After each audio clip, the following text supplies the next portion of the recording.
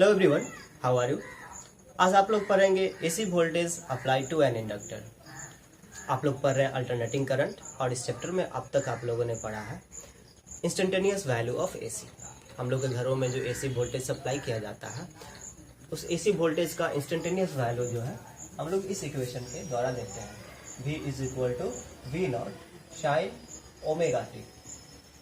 V जो है instantaneous value है एसी वोल्टेज का, V नॉट जो है वोल्टेज एम्पलीट्यूड या फिर इसे कह सकते हैं पिक वैल्यू ऑफ वोल्टेज, और ओमेगा जो है एंगुलर फ्रीक्वेंसी है जो कि फ्रीक्वेंसी के साथ इस इक्वेशन से रिलेटेड होता है। Omega is equal to 2 pi nu और T जो है वो टाइम है, राइट। फिर आप लोगों ने पढ़ा था इस चैप्टर में कि यदि इस एसी वोल्टेज को अप्लाई किया जाए एक प्योर रेसिस्टिव सर्किट को, तो एक प्योर रेसिस्टिव सर्किट में एक रेसिस्टर में एसी वोल्टेज और एसी करंट जो है वो सेम फेज में रहता है। कहने का मतलब यदि वोल्टेज का फेज ओमेगा टी है तो करंट का फेज भी ओमेगा टी होगा, और यदि वोल्टेज का phase omega t plus five हो तो करंट का फेज भी ओमेगा टी प्लस फाइव होगा। ओके, फिर आप लोगों ने पढ़ा था एवरेज पावर कंजम्पशन इन एक रेसिस्टर। एक रेसिस्टर को यदि हम लोग एसी वोल्टेज सोर्स से कनेक्ट करें तो एवरेज पावर कंजम्पशन जो था वो आपको मिला था V naught I naught upon two. Okay, आप लोग को एवरेज पावर कंजम्पशन मिला था V naught I naught upon two. इसके बाद हम लोगों ने डिफाइन किया था आरएमएस वैल्यू ऑफ एसी, मतलब आरएमएस वोल्टेज और आरएमएस करंट। ओके, देखिए एसी जो है उसके वैल्यूज जो है वो वैरिंग है, वेरिएबल है, तो इसे हम लोग डीसी की तरह कैसे एक्सप्रेस करें। सपोज हम जैसे कि हम लोग डीसी के लिए पावर का इक्वेशन लिखते हैं P equal V I, right, जहाँ पर V जो है एक स्टेडी वोल्टेज था और I जो है एक स्टेडी करंट था। ठीक है, P के लिए हम लोग इक्वेशन लिखते हैं आई स्क्वायर आर, जहाँ पर I जो है स्टेडी करंट था और R जो है रेसिस्टेंस था। फिर P इक्वल हम लोग ये भी लिखते हैं V स्क्वायर अपॉन आर, तो यहाँ पर V जो है वो भी आपका स्टेडी वोल्टेज था। तो ये सारे इक्वेशंस जो है वो किसके लिए थे, डीसी के लिए, डायरेक्ट करंट के लिए थे। अब इन्हीं इक्वेशंस को यदि हम लोग हूबहू उसी रूप में यदि एसी के लिए हम लोग अप्लाई करना चाहें तो क्या करेंगे, तो इसके लिए हम लोगों ने डिफाइन किया था RMS value of AC, RMS voltage and RMS current. RMS voltage का वैल्यू आप लोगों को मिला था V naught upon R root two, और आरएमएस करंट का वैल्यू आप लोगों को मिला था I naught upon root two, right. और तब जो है आप लोग एसी करंट के लिए भी आप लोग P equal V I, P equal I square R, P equal V square upon R लिख सकते हैं। लेकिन ध्यान रहे वहाँ पर V जो है वो एसी का इंस्टेंटेनियस वैल्यू नहीं है, वो एसी का रूट मीन स्क्वायर वैल्यू है, यानी आरएमएस वैल्यू है। तो आप लोग लिख पाते हैं P is equal to V into I. तो यहाँ पर V जो है वो V आरएमएस है और I जो है वो I आरएमएस है, ठीक है। या फिर आप इसे लिख पाते हैं P is equal to I R M S का स्क्वायर इंटू आर, या फिर आप लोग इसे लिख पाते हैं P equal I R M S का स्क्वायर अपॉन आर। तो डीसी के लिए जो इक्वेशंस थे उन्हीं इक्वेशंस को आप लोग हूबहू यहाँ भी अप्लाई कर पा रहे हैं, राइट।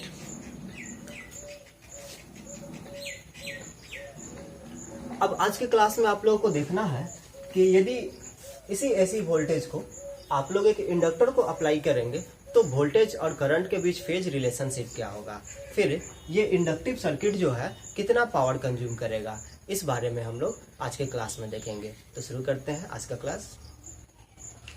देखिए सबसे पहले इंडक्टर क्या है, तो इंडक्टर बेसिकली जो है एक सोलेनॉइड होता है, और अभी हम लोग सिंपल केस लेकर के डील करेंगे, मतलब कि हम लोग पढ़ने जा रहे हैं प्योर इंडक्टिव सर्किट, जो कि एक आइडियल केस है। इंडक्टर किसे कहते हैं हम लोग, सोलेनॉइड को कहते हैं। सोलेनॉइड क्या होता है, सोलेनॉइड जो एक सिलेंड्रिकल बेस लिए और उस पर जो है एक वायर को जो हम लोग सर्कुलर टर्न्स में इस तरीके से वाउंड कर देते हैं, तो इस तरीके से एक सिस्टम जो बना उसे हम लोग कहते हैं सोलेनॉइड। अब सोलेनॉइड में जो वायर यूज किए हैं उसके पास तो अच्छा खासा रेसिस्टेंस होगा, लेकिन उस रेसिस्टेंस को हम लोग नेग्लेक्ट कर रहे हैं, ठीक है। तब जो है इसे हम लोग कहेंगे pure inductive circuit. Okay, practically कोई भी इंडक्टर जो है उसका रेसिस्टेंस नॉन जीरो होता है, उसके पास अपना कुछ न कुछ रेसिस्टेंस होता है, फाइनाइट रेसिस्टेंस होता है, लेकिन उसे हम लोग अभी नेग्लेक्ट करके चल रहे हैं, ठीक है। Practically pure inductive circuit possible नहीं है, प्रैक्टिकली जो है आरएल सर्किट पॉसिबल है, मतलब एक ऐसा सर्किट जिसमें कि रेसिस्टेंस और इंडक्टर दोनों जो है सीरीज में कनेक्टेड है। ओके, तो प्रैक्टिकली ये सर्किट जो है आरएल सर्किट ही है, लेकिन हम लोग इसके रेसिस्टेंस को नेग्लेक्ट कर रहे हैं। ठीक है, हम लोग ये मान के चल रहे हैं कि ये जो वाइंडिंग है, वाइंडिंग का जो रेसिस्टेंस होगा वो 0 है। ठीक है, तो अगेन ध्यान रखिएगा, ये आइडियल केस है। ठीक है, ये आइडियल केस है। प्रैक्टिकल लाइफ में हम लोग इसे आरएल सर्किट के हेल्प से ही सॉल्व करते हैं। ठीक है, आरएल सर्किट के लिए जो इक्वेशन मिलेगा उसके हेल्प से ही हम लोग सॉल्व करते हैं, लेकिन वहां पहुंचने के लिए पहले हमें प्योर इंडक्टिव सर्किट से रिलेटेड कैलकुलेशंस जो है वो करना होगा, वो जरूरी है। ठीक है, तो शुरू करते हैं हम लोग। तो हमने एक इंडक्टर लिया हुआ है। इंडक्टर जो है कि सोलेनॉइड होता है। इंडक्टर का इंडक्टेंस जो है वो एल है। इंडक्टेंस क्या होता है इसका मैं एक शॉर्ट रिवीजन आप लोगों को करवा दूं। देखिए, सबसे पहले एक इंडक्टर कंसीडर कीजिए। तो इंडक्टर जो है कुछ नहीं, एक सोलेनॉइड ही है, एक लॉन्ग सोलेनॉइड, और मान के चलिए कि इसमें वायरिंग करंट पास कर रहा है। इसमें करंट जो है वो वायरिंग करंट जो है कंटिन्यूअसली वैरी कर रहा है। ठीक है, और यदि करंट इससे कंटिन्यूअसली वैरी कर रहा है तो ये जो मैग्नेटिक फील्ड प्रोड्यूस कर रहा होगा, जो इसके इनसाइड में मैग्नेटिक फील्ड है, वो भी वैरी कर रहा होगा। ठीक है, तो इस तरीके से इस कॉइल से जो फ्लक्स लिंकेज है, फ्लक्स लिंकेज, जिसे हम लोग एन फाई से डिनोट करते हैं। ठीक है, ये टर्म आप लोग याद रखिएगा। एन क्या है? एन नंबर ऑफ टर्न्स है। ठीक है, और फाई क्या है? फाई जो है फ्लक्स थ्रू इच टर्न है। ठीक है, हर एक टर्न से जो फ्लक्स पास कर रहा है वो। ठीक है, तो फ्लक्स लिंकेज एन फाई ये जो है डायरेक्टली प्रोपोर्शनल होता है करंट का। ठीक है, और यहाँ पर हम लोग इंट्रोड्यूस करते हैं एक कांस्टेंट ऑफ प्रोपोर्शनलिटी एल। यहाँ पर एल जो है इसी को कहा जाता है इंडक्टेंस या फिर सेल्फ इंडक्टेंस। ठीक है, इस एल को ही कहा जाता है इंडक्टेंस या फिर सेल्फ इंडक्टेंस। क्योंकि यहाँ करंट जो है वो वैरी कर रहा है।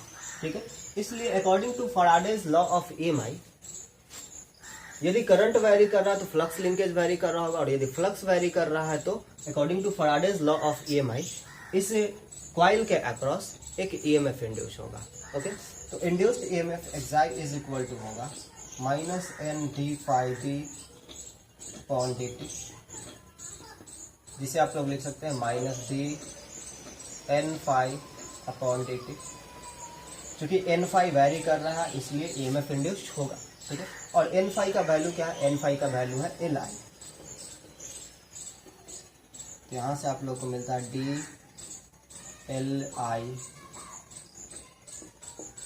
अपॉन डी टी, यानी induced EMF excite is equal to minus L D I upon D T.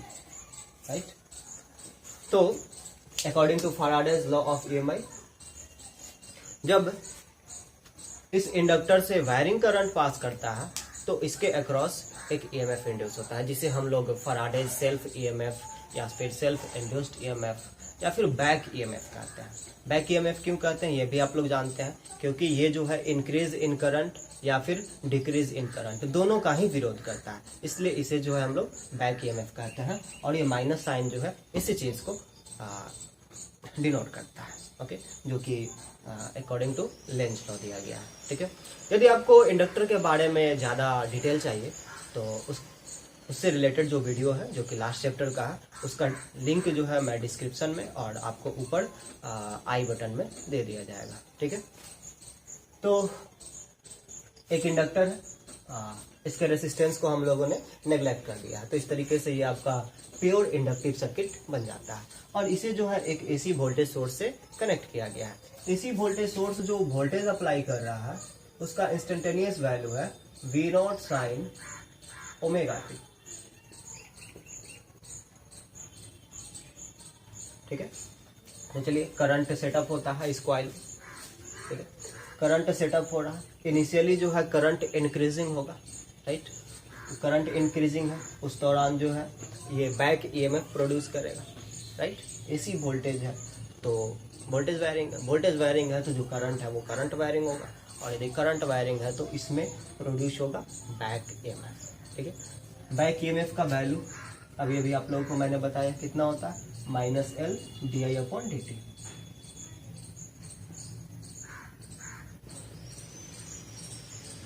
Right. और इस सर्किट में रेसिस्टर तो है नहीं, रेसिस्टेंस को हम लोगों ने नेग्लेक्ट कर दिया। तो इस सर्किट में, यदि सर्किट में हम लोग एक क्लोज लूप में घूमे इस तरीके से, ठीक है, एक क्लोज लूप में हम लोग चक्कर लगाए इस सर्किट में, तो हम लोग को दो जगह जो है पोटेंशियल ड्रॉप पता चलेगा।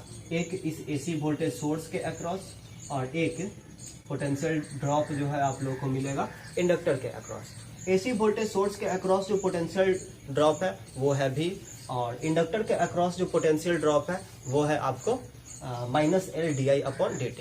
एंड अकॉर्डिंग टू किरचॉफ से लूप रूल, आप लोगों ने थर्ड चैप्टर में, इलेक्ट्रिक करंट चैप्टर में आप लोगों ने पढ़ा हुआ है Kirchhoff's junction rule and Kirchhoff's loop rule. तो यहाँ पर जंक्शन तो है नहीं, ठीक है, तो हम लोग यहाँ पर किरचॉफ से लूप रूल अप्लाई करने वाले हैं। एंड अकॉर्डिंग टू किरचॉफ से लूप रूल, एक सर्किट में यदि हम लोग एक क्लोज सर्किट में घूमते हैं, ठीक है, तो जितने भी पोटेंशियल ड्रॉप्स होते हैं, जितने भी पोटेंशियल डिफरेंसेस होते हैं, उन सब का सम जो है वो 0 होता है।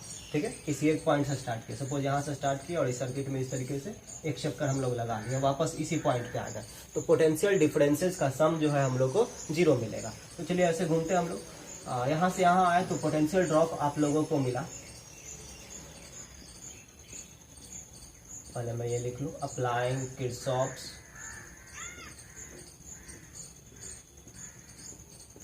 Loop rule. इसके अक्रॉस पोटेंशियल ड्रॉप आपको मिला V, और फिर यहां से इसके अक्रॉस जो पोटेंशियल ड्रॉप आपको मिला वो है -L di/dt। और जितने भी पोटेंशियल डिफरेंसेस हैं, जो पोटेंशियल ड्रॉप्स हैं, उन सब का सम जो है आपको मिलता है 0। V का वैल्यू है V0 sin ω t -L di/dt is equal to 0। इसे आप लोग ऐसे भी लिख सकते हैं, L di/dt is equal to V0 sin ω t, या फिर इसे आप लोग लिख सकते हैं di is equal to V0/L sin ω/t dt। Okay, बस यहाँ पर मैंने इक्वेशन जो है, जो एक्सप्रेशन है, उसका रीअरेंजमेंट किया है। ओके, आपको क्या पता करना है? आपको इंस्टेंटेनियस करंट पता करना है। तो डी को आई में कन्वर्ट करने के लिए आपको क्या करना होगा? इंटीग्रेट करना होगा। ठीक है, तो चलिए दोनों तरफ जो है इंटीग्रेट कीजिए।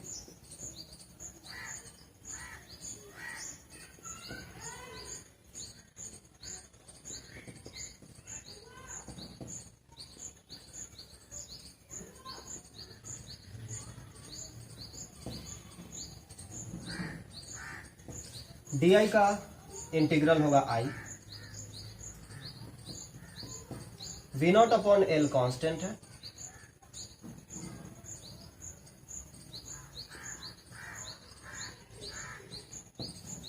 Right. I is equal to V0/L integral of sine omega t d t. तो यहाँ देखिए, यहाँ पर ऑपरेटर है टाइम और यहाँ पर है ओमेगा टी। ठीक है, तो साइन ओमेगा टी का जो इंटीग्रल होगा वो होगा -cos ओमेगा टी,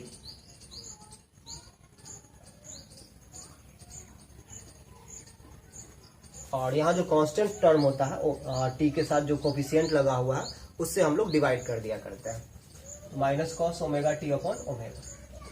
ये जो है आपका इंटीग्रल हो गया साइन ओमेगा टी का with respect to t. Operator यहाँ पर था आपका डी टी। ठीक है, अब चूंकि आपने जो इंटीग्रल परफॉर्म किया है वो था इनडेफिनिट इंटीग्रल, और जब भी आप लोग इनडेफिनिट इंटीग्रल परफॉर्म करते हैं तो आपको जो है एक इंटीग्रल कांस्टेंट देना होता है। ठीक है, तो जब आपने डी को इंटीग्रेट किया था वहां पर एक कांस्टेंट मिला होगा, सपोज C1, और फिर आपने जब sign omega t d T को इंटीग्रेट किया तो वहां पर एक कांस्टेंट मिला C2। दोनों कांस्टेंट का जो नेट सम है वो है सपोज C। तो मैं यहाँ पर कांस्टेंट एज्यूम कर लेता हूँ C। यहाँ पर सी क्या है, सी जो है कांस्टेंट ऑफ इंटीग्रेशन है। ठीक है, मैं यहाँ लिख नहीं रहा हूँ, मैं सिर्फ बोल दे रहा हूँ। ठीक है, तो आप लोग खुद से लिख लेंगे। ये सी क्या है, सी जो है कांस्टेंट ऑफ इंटीग्रेशन है। ओके, अब देखिए कांस्टेंट ऑफ इंटीग्रेशन सी का वैल्यू क्या होगा, इस पे हम लोग आगे डिस्कशन करेंगे। सबसे पहले इसे एक स्टैंडर्ड फॉर्म में लेकर आते हैं। इसे हम लोग लिख सकते हैं B naught upon omega L, और माइनस साइन को बाहर कीजिए यहाँ, cos omega t plus C. अब सी पर हमें डिस्कशन करना है व्हाट इज सी, सी क्या है, सी का वैल्यू क्या है। सी तो ये आप लोग जानते हैं कि ये एक कांस्टेंट है, लेकिन इसका वैल्यू कितना होगा इस पे हमें डिस्कशन करना है।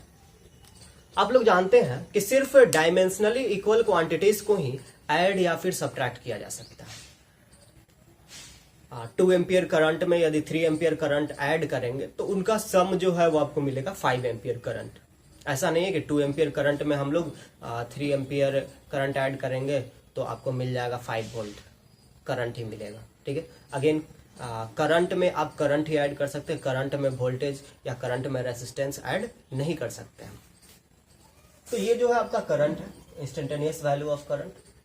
तो इससे आपको क्या समझ में आता है, यदि ये करंट है तो ये टर्म भी करंट ही होना चाहिए और ये टर्म भी करंट ही होना चाहिए, डायमेंशनल। ठीक है, इसका डायमेंशन और इसका डायमेंशन सेम होना चाहिए। ये करंट है तो इसका डायमेंशन है ए, ठीक है, तो इसका भी डायमेंशन ए होगा और इसका भी डायमेंशन ए होगा। ठीक है, ये तीनों क्वांटिटीज जो है डायमेंशनली इक्वल है। ठीक है, तो करंट को करंट में ऐड किया गया तो आप लोगों को मिला करंट, कुछ इस तरीके से।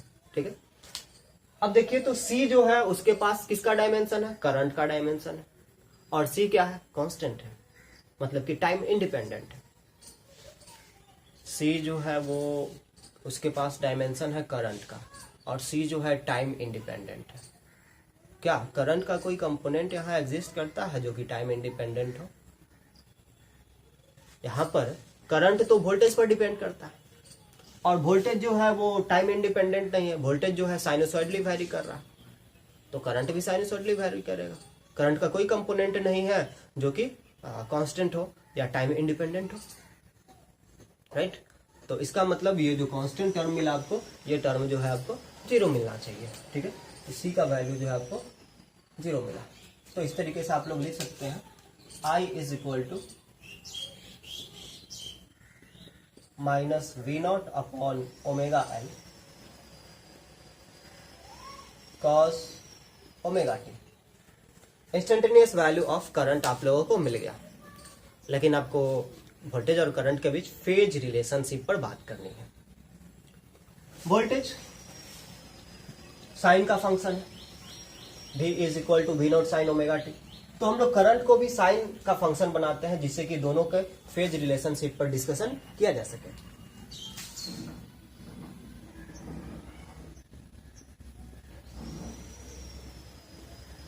कॉस ओमेगा टी को आप लोग लिख सकते हैं साइन π/2 माइनस ओमेगा टी। और फिर देखिए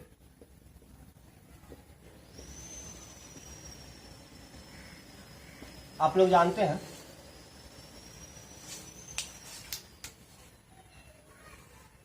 sign minus theta is equal to minus sine theta. तो minus sine theta is equal to sine minus theta होगा, राइट। मैं इसे लिख सकता हूं minus sine π/2 minus omega T. ठीक है, minus sine theta is equal to sine minus theta. So I is equal to आपको मिलेगा V naught upon omega L sine omega T minus π/2, right. अब ये जो है करंट आप लोग को मिल गया साइन का फंक्शन। ठीक है, जहां पर ये जो है थीटा है, ये एंगल है, कुछ इस तरीके से।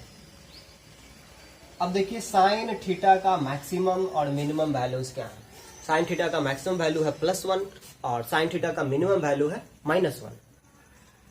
तो आप लोग साइन का मैक्सिमम वैल्यू +1 यहां पुट करेंगे तो आई का मैक्सिमम वैल्यू मिलेगा आप लोगों को, I is equal to plus V naught upon omega L. और जब आप लोग साइन का मिनिमम वैल्यू यहाँ पुट करेंगे, क्योंकि ये तो कांस्टेंट है ना, वी नॉट और ओमेगा एल ये सब कांस्टेंट है, तो करंट का वैल्यू जो है वो टोटली डिपेंड कर रहा है किस पर, साइन पर। ठीक है, साइन का मैक्सिमम वैल्यू है +1, तो आई का मैक्सिमम वैल्यू हो जाएगा V naught upon omega L. Sine का मिनिमम वैल्यू है -1, तो आई का मिनिमम वैल्यू हो जाएगा minus V naught upon omega L. Right, तो ये V naught upon omega L के इर्द गिर्द जो है ना, करंट जो है वो वैरी करता है। ऐसा कहना गलत होगा, करंट का maximum value V naught upon omega L रह रहा है, और करंट का मिनिमम वैल्यू जो है V naught minus V naught upon omega L है। तो हम लोग ये कह सकते हैं कि V naught upon omega L और minus V naught upon omega L के बीच, है ना, इर्द गिर्द कहना गलत हो जाएगा, ठीक है, plus V naught upon omega L और minus V naught upon omega L के बीच करंट जो है वो वैरी कर रहा है। ठीक है, और किस तरह से वैरी कर रहा है, तो ये एक साइनसोइडल फंक्शन है। ठीक है, किस तरह का फंक्शन है, साइनसोइडल फंक्शन है। ठीक है, साइन फंक्शन की तरह वैरी कर रहा है। तो V naught upon omega L जो है ये करंट का मैक्सिमम वैल्यू है, इसे मैं आई नॉट एज्यूम कर लेता हूं। तो आई इज इक्वल टू आपको मिला I naught sine omega T minus π/2।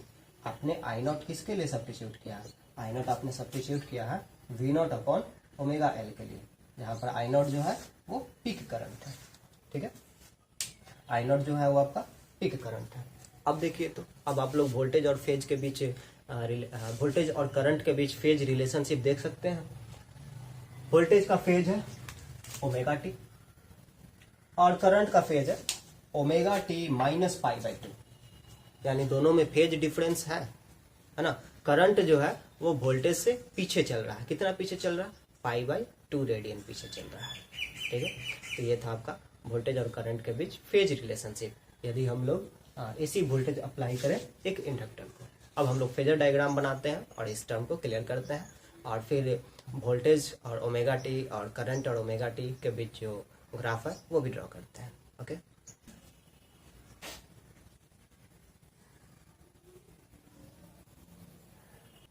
तो आप लोगों ने देखा कि यदि एक इंडक्टर को एसी वोल्टेज सोर्स जिसका इंस्टेंटेनियस वोल्टेज है V naught sine omega T से कनेक्ट किया गया, तो करंट मिला I naught sine omega T minus π/2, जहां पर आई नॉट का वैल्यू जो है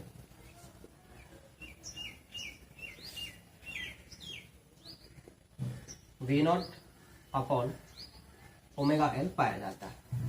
ठीक है, तो वोल्टेज और करंट के बीच फेज डिफरेंस है। वोल्टेज का फेज है ओमेगा टी और करंट का फेज है ओमेगा टी माइनस π/2, यानी करंट जो है वो वोल्टेज से π/2 रेडियन पीछे चल रहा है। ठीक है, अब इसके लिए हम लोग ग्राफ ड्रॉ करते हैं।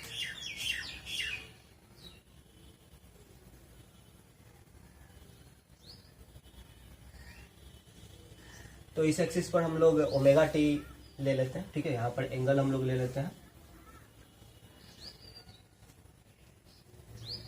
और इस पर हम लोग वोल्टेज या फिर करंट लेंगे। ठीक है, ये ब्लू कलर से मैं वोल्टेज के लिए ग्राफ ड्रॉ कर रहा हूं।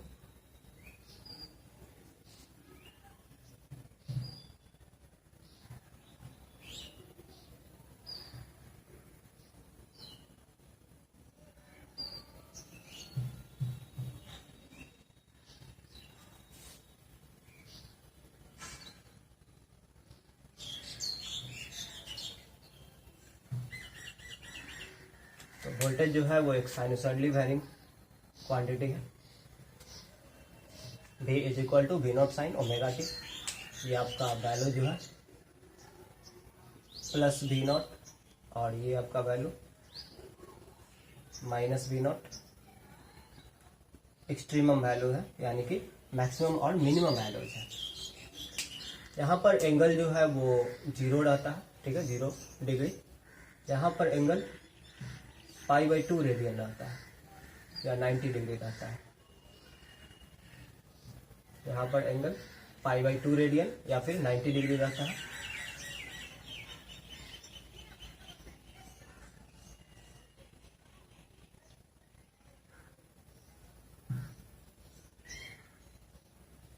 यहाँ पर एंगल पाई रहता है,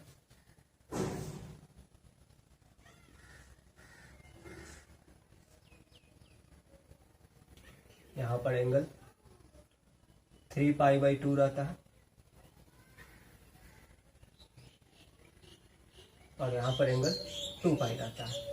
तो इस तरीके से एक कंप्लीट साइकिल पूरा हो जाता है। ठीक है, ये साइन फंक्शन का एक कंप्लीट साइकिल यहाँ पहुंचने पर ये पूरा हो जाता है। ठीक है, एक कंप्लीट रोटेशन में जो वोल्टेज का वेरिएशन है ये आप लोग को दिखा दिया गया। वन कंप्लीट रिवोल्यूशन में जनरेटर का जो कॉइल है उसका जो वन कंप्लीट रिवोल्यूशन है उसमें वोल्टेज का वेरिएशन इस तरीके से दिखाया गया। और वन कंप्लीट रोटेशन के लिए जो टाइम लगता है उससे हम लोग डिनोट करते हैं कैपिटल टी से, 1 पीरियड बोलते हैं। राइट, तो ये आपका हो गया हाफ ऑफ 1 पीरियड, ये हुआ क्वार्टर ऑफ 1 पीरियड, और ये आपका हुआ 3/4 ऑफ 1 पीरियड। राइट, अब देखिए t = 4 पर, यहां पर मैं ओमेगा टी ले रखा हूं। ठीक है, t/4 पर टाइम का वैल्यू जब t/4 है तब वोल्टेज जो है उसका फेज है π/2 और वो जो है अपने मैक्सिमम वैल्यू पर है।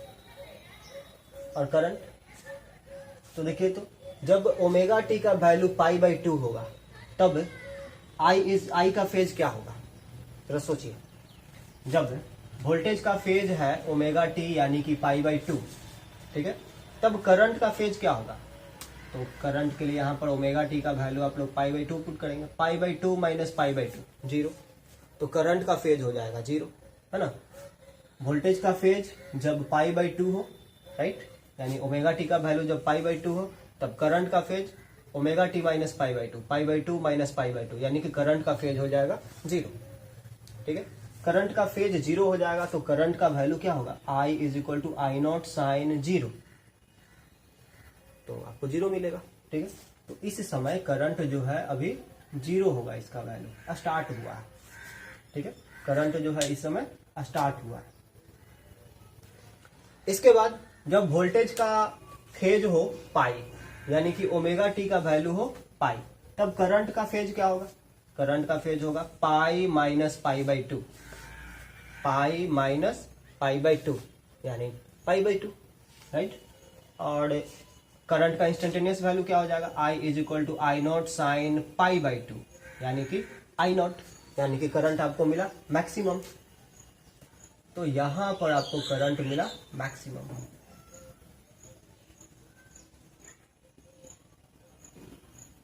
ठीक है, अब जब वोल्टेज का फेज हो 3π/2, ठीक है, तो वोल्टेज का फेज 3π/2 यानी ओमेगा टी का वैल्यू जो है वो 3π/2, तब करंट का फेज क्या हो जाएगा, 3π/2 माइनस π/2, पाई मिलेगा।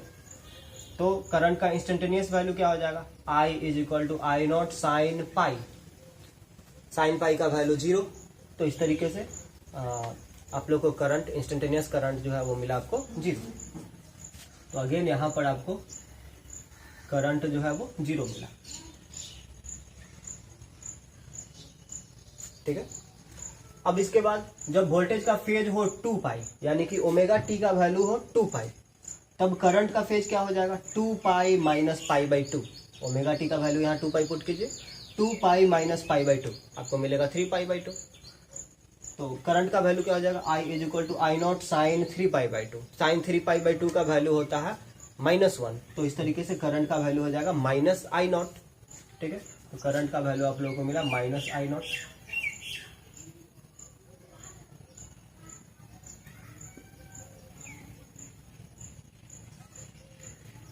यहां पर करंट का वैल्यू आप लोगों को मिला -I0।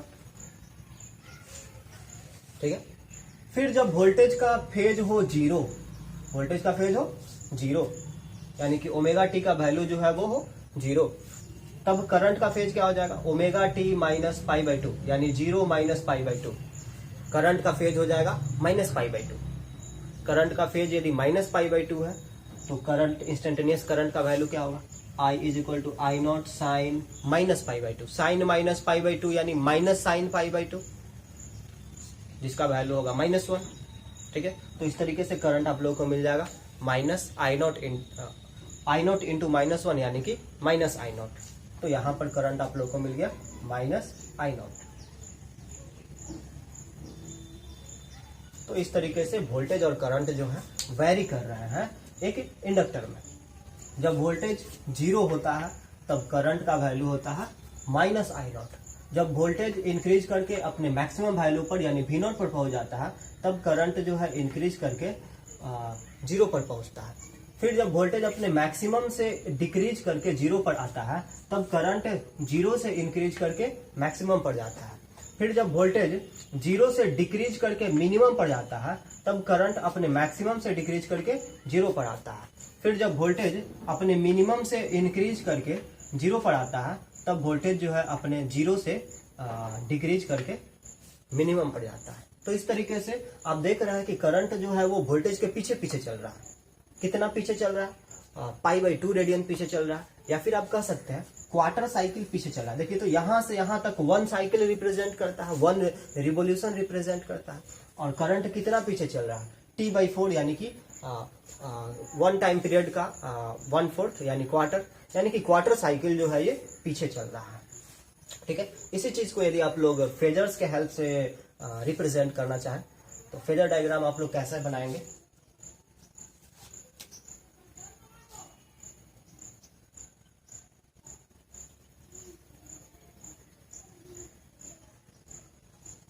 ये एक्स एक्सिस है, ये वाई एक्सिस है। सबसे पहले मैं वोल्टेज को रिप्रेजेंट कर दूं। ये जो है आपका वोल्टेज एम्पलीट्यूड है V0 वेक्टर, और V0 वेक्टर जो है एक्स एक्सिस के साथ कितना एंगल बना रहा? Omega T. V0 वेक्टर यहां पर सोया हुआ था, यहां से ओमेगा टी एंगल बना करके यहां पर पहुंच गया। V0 वेक्टर का फेज है ओमेगा टी। ठीक है, और करंट वेक्टर यानी आई नॉट का फेज क्या है? तो करंट वेक्टर जो है उसका फेज है ओमेगा टी माइनस π/2, यानी करंट वेक्टर जो है ये यहां से उठा, ओमेगा टी एंगल बनाया और फिर यहां से वापस π/2 क्लॉकवाइज डायरेक्शन में आया। ध्यान दीजिएगा, पॉजिटिव एंगल मतलब एंटी क्लॉकवाइज रोटेशन और निगेटिव एंगल मतलब क्लॉकवाइज रोटेशन। तो करंट के लिए जरा सोचिए, करंट का फेज क्या? Omega T minus π/2। करंट यहाँ एक्स एक्सिस पर सोया, फिर यहां से उठा, ओमेगा टी गया एंटी क्लॉकवाइज डायरेक्शन में क्योंकि ओमेगा टी पॉजिटिव है। फिर वहां से π/2 रेडियन आया क्लॉकवाइज डायरेक्शन में। क्यों आया? क्योंकि π/2 रेडियन जो है वो निगेटिव है। ये रहा आपका करंट एम्पलीट्यूड वेक्टर यानी आई not vector.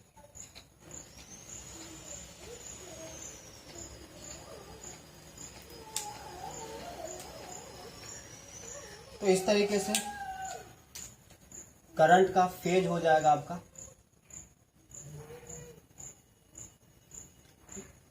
Omega T minus π/2। ठीक है, अब यदि आप लोग इंस्टेंटेनियस वैल्यूज देखना चाहेंगे तो करंट का इंस्टेंटेनियस वैल्यू मिलेगा इसके वाई कंपोनेंट से I naught sine omega T minus π/2, और वोल्टेज का इंस्टेंटेनियस वैल्यू मिलेगा V0 साइन ओमेगा टी। ठीक है, आप लोग जानते हैं फेजर्स क्या होते हैं। फेजर्स जो है वो रोटेटिंग वेक्टर्स है ना, और जो कि किसी भी साइनसॉइडली वायरिंग क्वांटिटी के एम्पलीट्यूड को रिप्रेजेंट करते हैं। ठीक है, वेक्टर फॉर्म में रिप्रेजेंट करते हैं, ये भी आप लोग ध्यान रखेंगे। ठीक है, तो वोल्टेज के एम्पलीट्यूड को V0 वेक्टर से रिप्रेजेंट किया जा रहा है, करंट के एम्पलीट्यूड को I0 वेक्टर से रिप्रेजेंट किया जा रहा है। ठीक है, दोनों के बीच फेज डिफरेंस कितना का है? π/2 रेडियन का है, यानी कि 90 डिग्री का है। ओके, तो आप लोगों ने देखा किस तरीके से वोल्टेज और करंट जो है वैरी करते हैं यदि एक एसी वोल्टेज को एक इंडक्टर को अप्लाई किया जाए। ठीक है, और फिर फेज रिलेशनशिप क्या है उनके बीच, फेजर डायग्राम की हेल्प से भी आप लोगों ने देखा। इसके बाद हम लोग देखने वाले हैं कि यदि एक इंडक्टर को एसी वोल्टेज सोर्स से कनेक्ट किया गया, यदि उसे एसी वोल्टेज दिया गया तो वो कितना पावर कंज्यूम करेगा। ओके, तो शुरू करते हैं।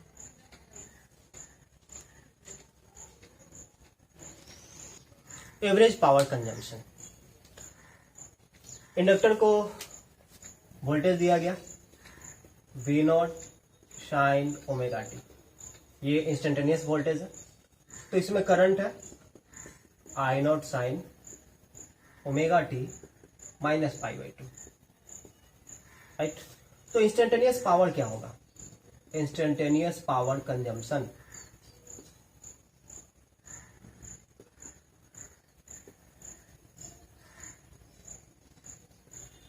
इंस्टेंटेनियस पावर के लिए आप लोग लिखेंगे P is equal to V instantaneous into I instantaneous. आप बोलेंगे सर AC के लिए तो VRMS इंटू IRMS अप्लाई किया जाता है। हाँ बिल्कुल अप्लाई किया जाता है, लेकिन वो तब अप्लाई किया जाता है जब हम लोग एवरेज पावर कैलकुलेट करें, ठीक है। तो जब AC वोल्टेज को एक इंडक्टर के लिए अप्लाई किया जाए, इंडक्टर को दिया जाए, तो उसमें RMS वोल्टेज क्या होगा, RMS करंट क्या होगा, ये भी हम लोगों ने कैलकुलेट नहीं किया, ठीक है। और इंस्टेंटेनियस, जब वोल्टेज और करंट वायरिंग है तो फिर P इक्वल वी आई आप कैसे अप्लाई कर सकते हैं? P इक्वल वी आई, तो ये इक्वेशन जो है DC के लिए है, राइट, डायरेक्ट करंट के लिए। हाँ बिल्कुल है। और डायरेक्ट करंट के लिए क्यों है? इसलिए है क्योंकि V स्टेडी था और I भी स्टेडी था, मतलब कि V और I का वैल्यू कांस्टेंट है, राइट। इसी पॉइंट पे आप लोग को नोट करना है, V और I कांस्टेंट है। जब हम लोग इंस्टेंटेनियस वोल्टेज और इंस्टेंटेनियस करंट की बात करते हैं तो हमें क्या पता कि वोल्टेज और करंट कांस्टेंट है या वैरिंग है। जब हम लोग बात कर रहे हैं इंस्टेंटेनियस वोल्टेज की, यानी किसी एक पार्टिकुलर टाइम पे वोल्टेज कितना है इसकी हम लोग बात कर रहे हैं, तो उस पार्टिकुलर टाइम पे वोल्टेज का एक फिक्स वैल्यू होगा, बाकी उसका वैल्यू वैल्यू वैरी करता है या फिक्स रहता है, इससे हमें क्या मतलब, राइट। और उसी पार्टिकुलर इंस्टेंट पे करंट जो है वो भी फिक्स है, राइट। तो हम लोग इंस्टेंटेनियस पावर के लिए P equal V I use कर सकते हैं, राइट। एवरेज पावर के लिए P equal V I use नहीं कर सकते हैं। यदि P इक्वल वी आई आप लोग लिखते हैं तो वहां पर V जो है VRMS होता है और I जो है वो IRMS होता है, राइट। तो ये बात आप लोग ख्याल रखेंगे। इंस्टेंटेनियस पावर के लिए P इक्वल वी आई आप लोग यूज कर सकते हैं, क्योंकि एक पार्टिकुलर इंस्टेंट पर वोल्टेज का वैल्यू फिक्स है और करंट का वैल्यू भी फिक्स है, और यदि वोल्टेज और करंट फिक्स है तो P इक्वल वी आई हम लोग यूज कर सकते हैं। इंस्टेंटेनियस पावर जो है आप लोगों को मिल गया V0 sine omega t into I0 sine omega T minus pi by 2।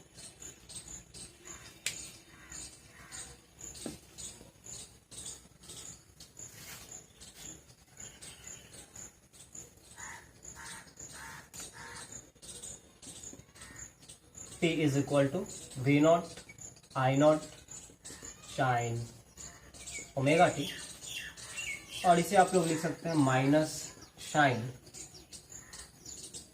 Pi by 2 minus omega t. P is equal to minus V0 I0 sine omega t into cos omega t. फिर आप लोग इसे लिख सकते हैं minus V0 I0 upon 2 into 2 sine omega t into cos omega T. हमने यहाँ 2 से मल्टीप्लाई किया और 2 से डिवाइड किया, जिससे इक्वेशन पर कोई खास फर्क नहीं पड़ा। और आप लोग जानते हैं sine 2 theta is equal to होता है 2 sine theta into cos theta, right. तो यहाँ पर आप लोग को मिलेगा 2 sine omega t into cos omega t is equal to sine 2 omega t, right.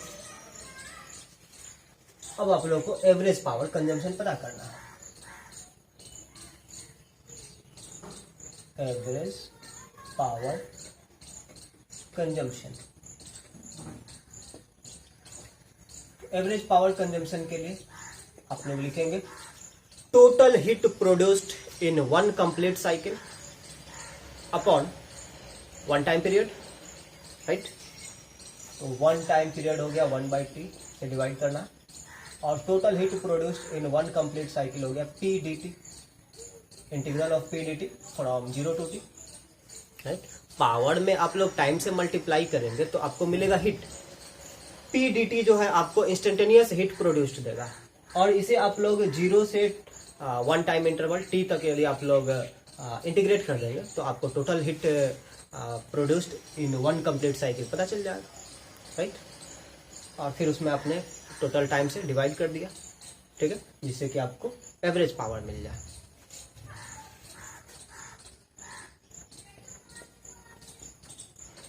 Average power is equal to 1/T।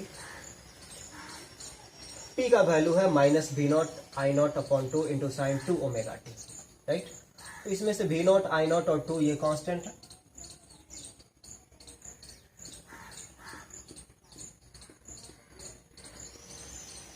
Integral of sine 2 omega t,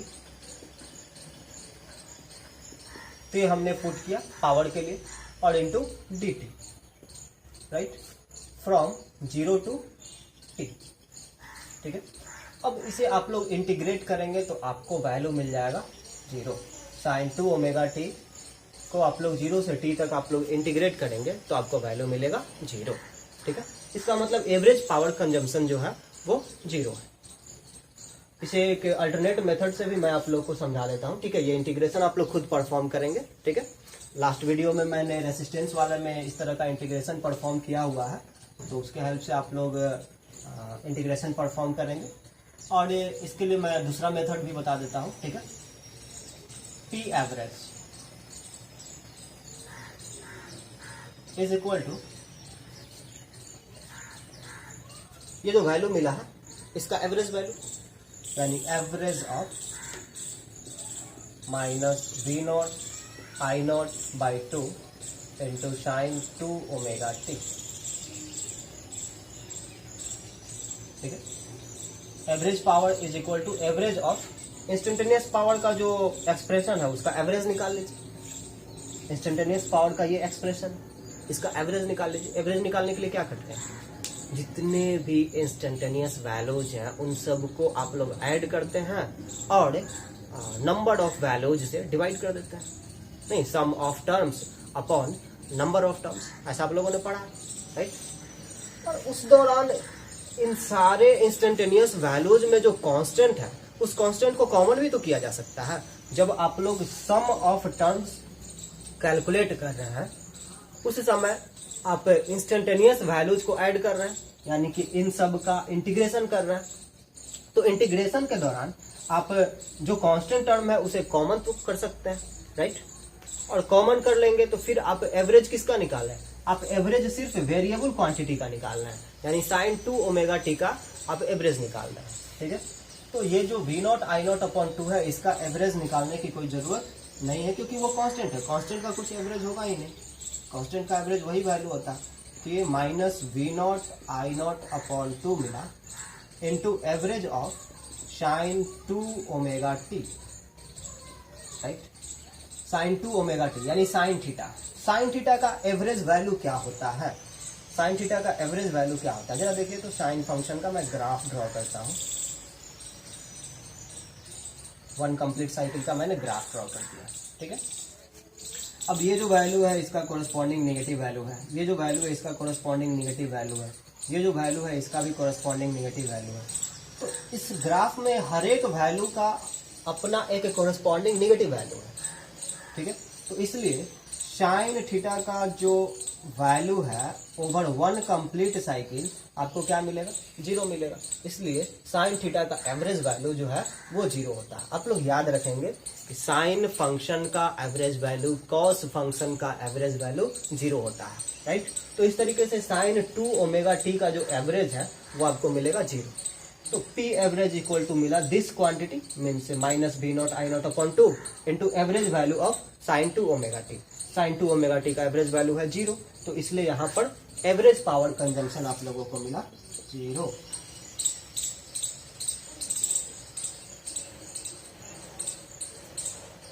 तो एक pure inductive circuit, ध्यान दीजिएगा, प्योर इंडक्टिव सर्किट जो कि ideal case है, practically इसमें भी power consume होता है। क्यों? क्योंकि इसका जो वाइंडिंग है उसके पास रेजिस्टेंस है, और ये प्योर इंडक्टिव सर्किट नहीं है प्रैक्टिकली यदि बात करें तो, ठीक है।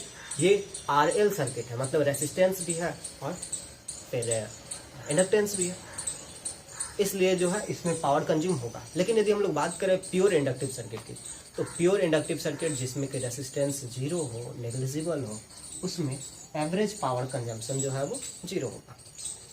तो ये एवरेज पावर कंजम्पशन जीरो कैसे हो गया, इस पर हम लोग बात करते हैं।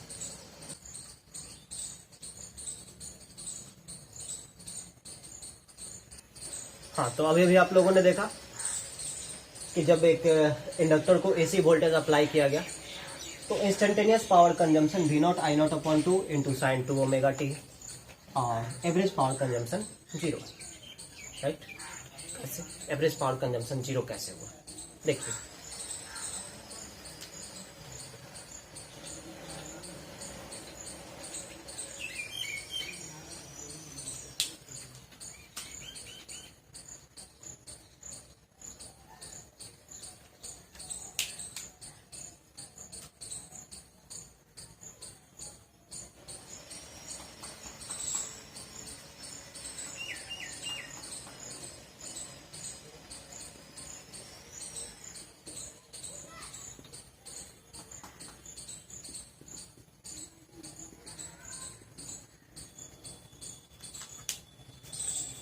ब्लू कलर से मैंने इंस्टेंटेनियस वोल्टेज को रिप्रेजेंट किया, और ब्लैक कलर से मैंने इंस्टेंटेनियस करंट को रिप्रेजेंट किया।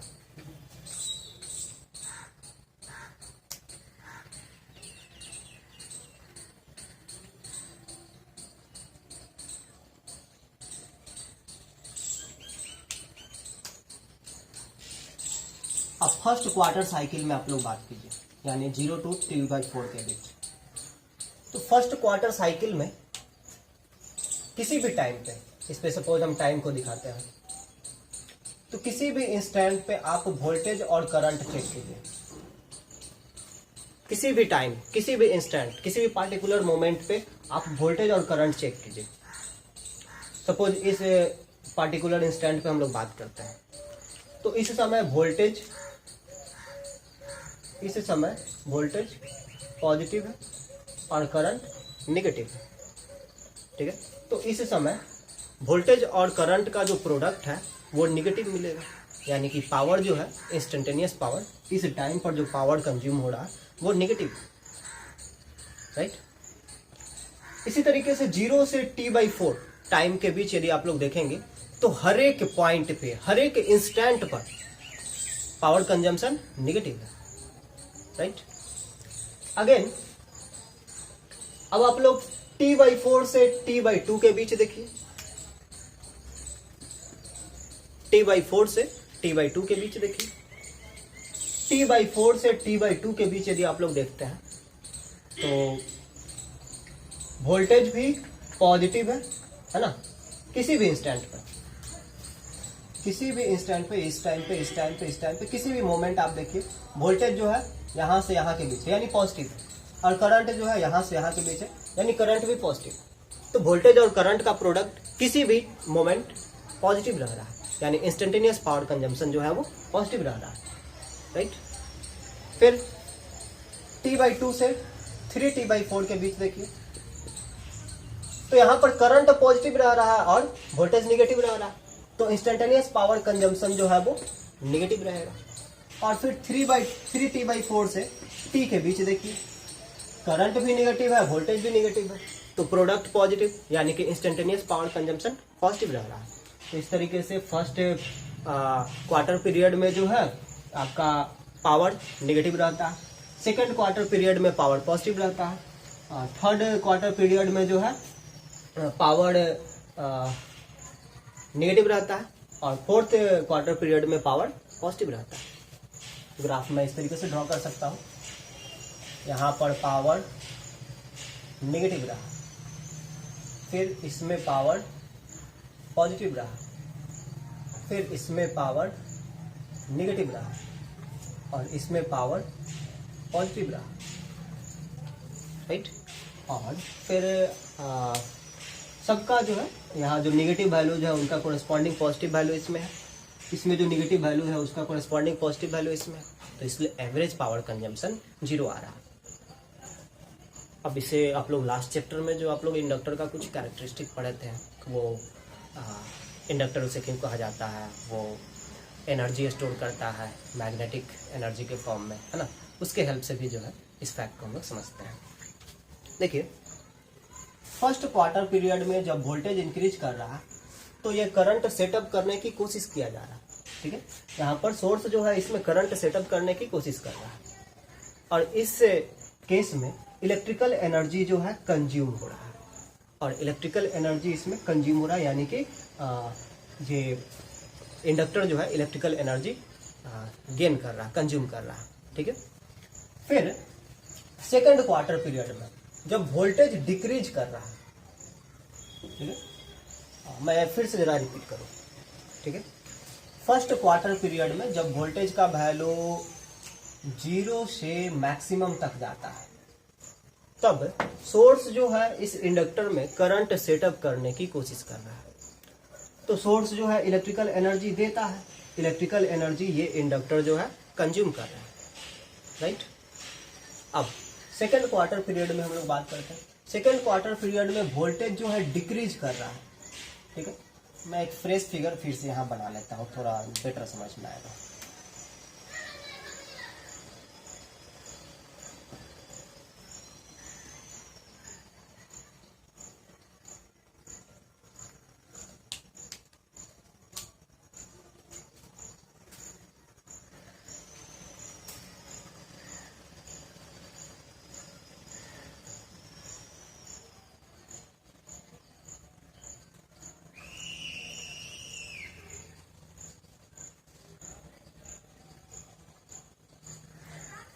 फर्स्ट क्वार्टर पीरियड में वोल्टेज इंक्रीज कर रहा है और करंट सेटअप करने की कोशिश की जा रही है, यानी कि सोर्स जो है इलेक्ट्रिकल एनर्जी दे रहा है और ये इंडक्टर जो है इलेक्ट्रिकल एनर्जी कंज्यूम कर रहा है, राइट। इसे इलेक्ट्रिकल एनर्जी देने की क्यों जरूरत पड़ रही है? क्या इंडक्टर रेसिस्टेंस ऑफर करता है? जी नहीं, इंडक्टर जो है रेसिस्टेंस ऑफर नहीं करता है।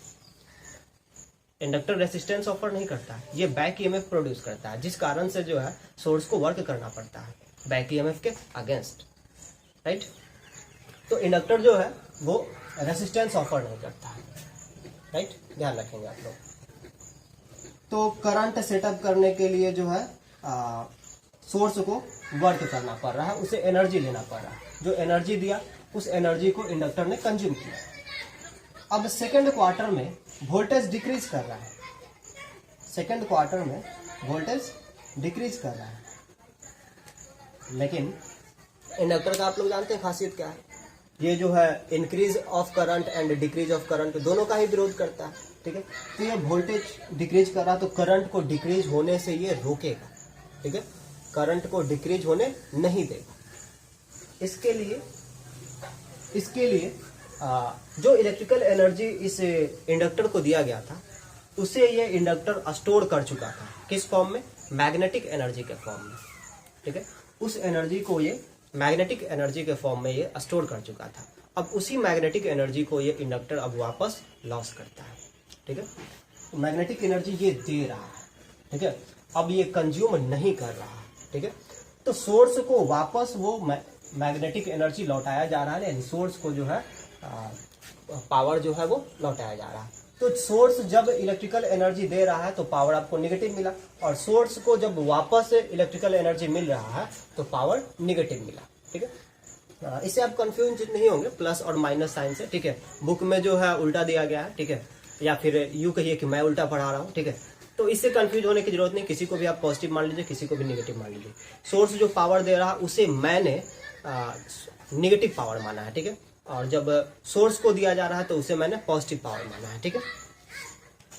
तो पहले क्वार्टर में पावर जो है वो नेगेटिव है, यानी कि सोर्स जो है पावर दे रहा है, ठीक है। दूसरे क्वार्टर में पावर पॉजिटिव है, यानी कि अब सोर्स को वापस वो इलेक्ट्रिकल एनर्जी लौटाया जा रहा है। कौन लौटा रहा है? इंडक्टर। इंडक्टर कहाँ से लौटा रहा है? तो फर्स्ट क्वार्टर में जो इलेक्ट्रिकल एनर्जी इंडक्टर को दिया गया था उस इलेक्ट्रिकल एनर्जी को उसने स्टोर कर लिया था मैग्नेटिक एनर्जी के फॉर्म में। आप लोगों ने पढ़ा हुआ है इंडक्टर टॉपिक में, energy stored in an inductor, ठीक है। कितना एनर्जी स्टोर करता है, ½ Li², ठीक है। लिंक जो है उस वीडियो का डिस्क्रिप्शन में दिया हुआ है, ठीक है। तो उस मैग्नेटिक एनर्जी को ये वापस कर रहा है सोर्स को, तो सोर्स को वापस वो एनर्जी मिल रहा है, ठीक है। तो अब जो है पावर पॉजिटिव रहा।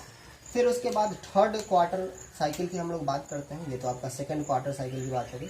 अब हम लोग थर्ड क्वार्टर साइकिल की बात करते हैं। इस दौरान करंट पॉजिटिव है, वोल्टेज नेगेटिव है, यानी अगेन पावर जो है वो नेगेटिव है। पावर नेगेटिव है यानी अब फिर से सोर्स वर्क कर रहा है, फिर से सोर्स जो है वो एनर्जी प्रोवाइड कर रहा है, राइट। और फिर लास्ट क्वार्टर में है ना, यानी 3T/4 से T के बीच पावर जो है अगेन पॉजिटिव है, यानी कि सोर्स को वापस इलेक्ट्रिकल एनर्जी जो है लौटाया जा रहा है, ठीक है। तो रेसिस्टर की तरह एक इंडक्टर जो है वो इलेक्ट्रिकल एनर्जी कंज्यूम नहीं करता।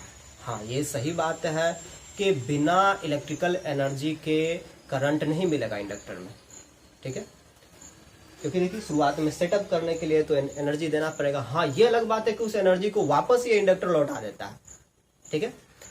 रेसिस्टर जो है उसे हीट के फॉर्म में कन्वर्ट कर देता है, लाइट के फॉर्म में चेंज कर देता है, लेकिन इंडक्टर जो है उसे वापस उस सोर्स को लौटा देता है।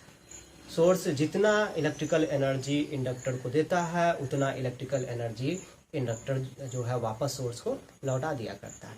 तो इस कारण से एक कंप्लीट साइकिल में इंडक्टर के द्वारा जो यूज्ड एनर्जी है वो 0 होता है, इसलिए इंडक्टर से हीट प्रोड्यूस नहीं होगा, ठीक है। अगेन ध्यान रखिएगा, प्योर इंडक्टिव सर्किट हो तब। अब चूंकि इसके जो वायर है, वायर का जो वाइंडिंग है, ठीक है, उस वाइंडिंग का रेसिस्टेंस है तो हीट तो लॉस होगा ही, है ना। तो प्योर इंडक्टिव सर्किट की मैं बात कर रहा हूँ। अब आप लोगों ने पढ़ा था शुरुआत में, इसी लेक्चर के शुरुआत में आप लोगों ने पढ़ा कि इंडक्टर को जब हमने अप्लाई किया instantaneous voltage, AC voltage V = V0 sin ω t, तो इसमें करंट मिला I0 sin ω t - π/2, राइट। यहाँ पर I0 का वैल्यू V0/ωL है। यहाँ ωL जो है इसे हम लोग इंडक्टिव रिएक्टेंस कहते हैं, XL से डिनोट करेंगे। किससे डिनोट करेंगे? XL से। और इसे हम लोग कहते हैं क्या है? इसे हम लोग कहते हैं इंडक्टिव रिएक्टेंस, इंडक्टिव रिएक्टेंस। और इसका डायमेंशन जो है रेसिस्टेंस के डायमेंशन के जैसा है, यानी कि ये रेसिस्टेंस का अनालोगस है, ठीक है। इसके पास किसका डायमेंशन है? इसके पास रेसिस्टेंस का डायमेंशन है। और इसका एसआई यूनिट क्या है? इसका एसआई यूनिट ओम, ठीक है। इंडक्टिव रिएक्टेंस XL से डिनोट करेंगे जिसका वैल्यू है ω/L, ठीक है। ये रेसिस्टेंस के अनालोगस है, इसका भी एसआई यूनिट ओम है, ठीक है। लेकिन रेसिस्टेंस की तरह ये पावर कंज्यूम नहीं करता है, ठीक है। ये करंट का विरोध नहीं करता बल्कि इंक्रीज इन करंट या फिर डिक्रीज इन करंट का विरोध करता है। जब करंट चेंज कर रहा हो तो उस चेंज का विरोध करेगा आपका एक इंडक्टर, ठीक है, ना कि ये करंट का विरोध करता है। तो ये बेसिक डिफरेंस है रेसिस्टर और एक इंडक्टर में, ठीक है। रेसिस्टर पावर कंज्यूम करेगा, उसमें हीट प्रोड्यूस होगा। इंडक्टर पावर कंज्यूम नहीं करता, उसमें हीट प्रोड्यूस नहीं होता है, ओके। इंडक्टिव रिएक्टेंस XL जो है वो डायरेक्टली प्रोपोर्शनल होता है इंडक्टेंस का, ठीक है। इस कॉइल का जो इंडक्टेंस होगा उसका डायरेक्टली प्रोपोर्शनल होगा इंडक्टिव रिएक्टेंस, और फ्रीक्वेंसी ऑफ AC का भी ये डायरेक्टली प्रोपोर्शनल होता है, ठीक है। तो ये बात भी आप लोग याद रखेंगे। तो आज के क्लास में आप लोगों ने कंप्लीट स्टडी किया किसका? एक इंडक्टर के बारे में, कि हाँ एक इंडक्टर में यदि हम लोग AC वोल्टेज अप्लाई करते हैं तो वोल्टेज करंट के बीच फेज रिलेशनशिप क्या होगा, पावर कंजम्पशन कितना होगा। और फिर इंडक्टिव सर्किट से रिलेटेड एक टर्म आप लोगों ने पढ़ा, क्या? इंडक्टिव रिएक्टेंस, ठीक है। तो आज के क्लास में इतना ही, थैंक यू।